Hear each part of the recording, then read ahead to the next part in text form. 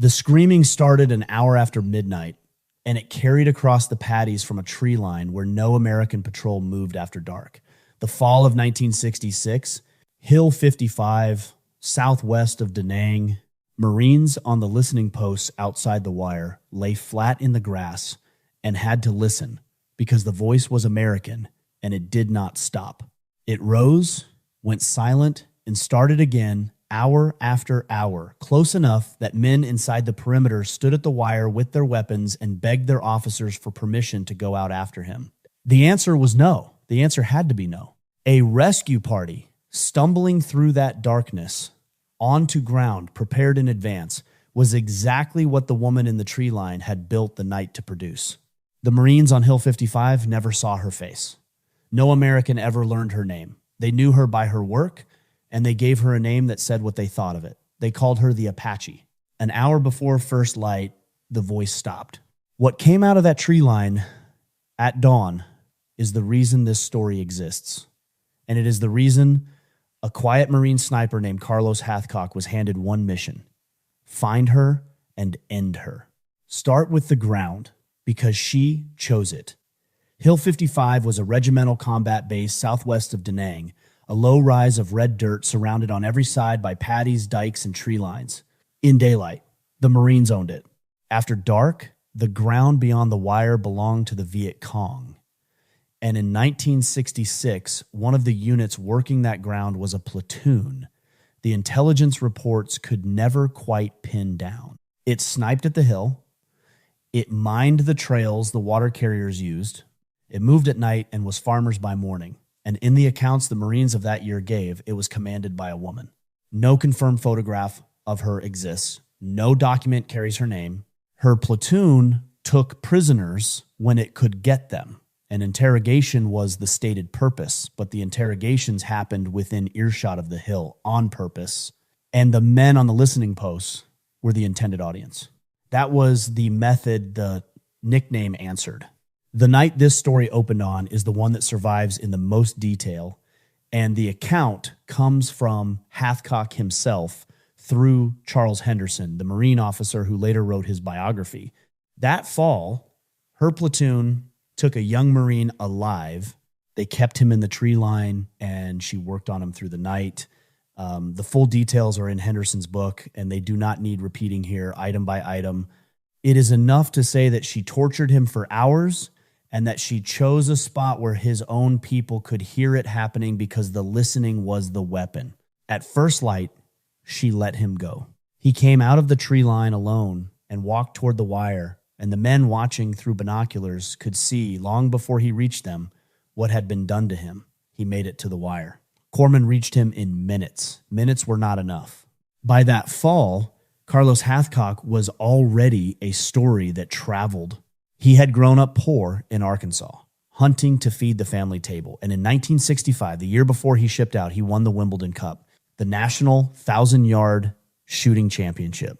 Captain Jim Land, who ran the 1st Marine Division Scout Sniper Program, had pulled him in that same year, and the results spoke in numbers. 93 kills would eventually stand confirmed beside his name, and confirmed meant witnessed by an officer. His own quiet count ran past 300. He worked with a white feather in his bush hat in plain view over a Winchester Model 70 chambered in .30-06 with an 8-power Unertl scope, and the Vietnamese gave him a name for it. Long Trang, the white feather, the bounty on an ordinary American sniper in the stories that crossed the lines ran to a few $100s. The number that attached itself to Hathcock in every version the Marines repeated was 30,000. When the boy died at the wire, the Apache went to the top of the platoon's list, and Hathcock asked for her. Years afterward, when an interviewer brought her up, he did not dress the answer in anything. I wanted her bad. Before the hunt starts, one question, and answer it honestly in the comments. The Marines on those listening posts were ordered to hold position while that voice carried across the water. Could you write down what you would have done? Now, the hunt itself. It ran through ground she knew better than the men chasing her, and it ended on one small decision she could not take back. Hunting the Apache was a different problem from any target Hathcock had worked. She was not a cadre officer with a schedule or a courier with a route. She moved with an armed platoon on ground she had chosen among farmers she could vanish into by putting down a rifle and picking up a basket. At long range, in black working clothes and a conical hat, a platoon leader and a grandmother look identical, and shooting the wrong one would do worse than nothing. It would tell her exactly where the rifle was. So Hathcock and Land did what the job actually consists of, which is almost never shooting. They read the patrol reports and the prisoner interrogations for her platoon's habits. They learned which trail junctions her people used when they moved between tree lines and which hours they favored early before the heat came up. Then they went out and lay still. A hide at the edge of a paddy, entered in darkness, held through the full heat of the day, left in darkness.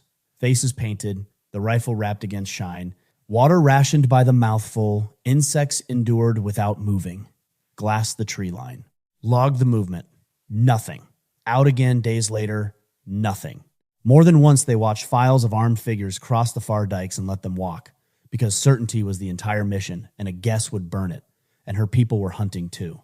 The hill still took sniper fire that season, and a hide stays invisible only until the morning a farmer decides to walk a water buffalo through it. Patterns killed snipers, so they never used the same hide twice, never entered by the same route, never fired from a position they meant to keep. Every sighting went into a notebook. Time, direction, count, weapons. Slowly, out of weeks of nothing, habits emerged. Which junctions her people trusted, which hours they moved, where they crossed the water at its narrow points while the mist still sat on the paddies.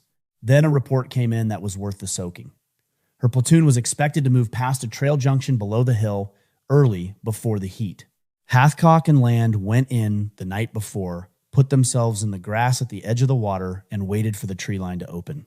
The morning they had soaked all night, for came in November, at first gray light, the same hour the boy had walked out of the tree line weeks before, mist lifted off the paddy in threads.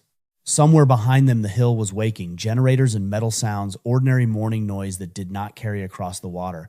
Then the tree line moved, figures in single file, black shirts, black trousers, rifles slung. Hathcock settled behind the Winchester and worked the scope slowly down the line and met the wall he had known was coming. At that distance, there was no telling them apart. Land held the spotting scope on the file and read nothing either.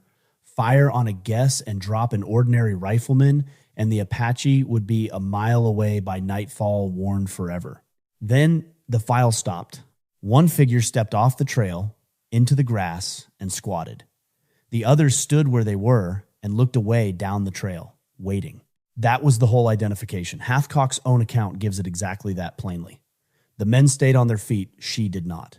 In a file of soldiers relieving themselves on a march, one silhouette does it differently, and from the far side of a paddy, that difference was as loud as a name being called out. Hathcock let his breath out and took up the slack in the trigger. He fired. One round. The figure in the grass went over and did not move. The file broke apart into the tree line, taking nothing with it, and within seconds the far bank was empty and silent, the way that country could go silent, as if the whole morning had been imagined. Land kept the glass on the spot in the grass. Nothing rose out of it. They stayed put while the light hardened, long enough to be certain, not long enough to be found. And confirmation by the division's own rule required an officer to witness the kill. The officer was lying right beside him. The two Marines slid backward off the paddy edge out of the low ground and were gone before anyone came looking. Behind them, across the water, the war was over for exactly one person. What can be verified and what cannot divides cleanly here, and it is worth stating plainly rather than skipping past. The interrogations within earshot of Hill 55 stopped. That is the part the accounts agree on. No more voices after midnight. Whether the woman in the grass was everything the stories later made her, no document will ever settle. No Vietnamese record has been matched to her. No name, no grave, no photograph. Everything known about the Apache comes from the men she hurt and the men who hunted her, and stories like that grow in the telling. The shot rests on the word of the men who were there. The silence that followed it is the part nobody disputes. Hathcock never celebrated her then or later. He kept working. The white feather stayed in the hat band through everything that followed, the duels, the bounty, and in 1969, the morning an amphibious tractor he was riding struck a mine and caught fire, and he pulled 7 Marines out of the flames before anyone could treat his own burns. The burns ended his fighting war. Multiple sclerosis ended his career. Neither ended what he built. The Marine Corps still presents an annual marksmanship award that carries his name, and he spent his later years teaching, first at the Marine Sniper School he helped build at Quantico, then with the police marksman who kept coming to him after the disease had put him in a wheelchair. He took the white feather off for exactly one mission in his life. That mission is another story. When people asked him about the killing, his answer barely changed across the years. If I didn't get the enemy, they were going to kill the kids over there. What survives of all of it is small, a service record, an award with his name on it, a nickname the Marines invented because they never learned hers. And one morning in November of 1966, on a trail southwest of Da Nang, when a file of figures came out of the trees and only one of them stepped into the grass, the voice in the dark below Hill 55 and the single shot across a paddy that answered it. If this is the kind of history you came for, true, sourced, and told straight, subscribe. This channel is built for the war stories. The big documentaries walk past, one verified account at a time.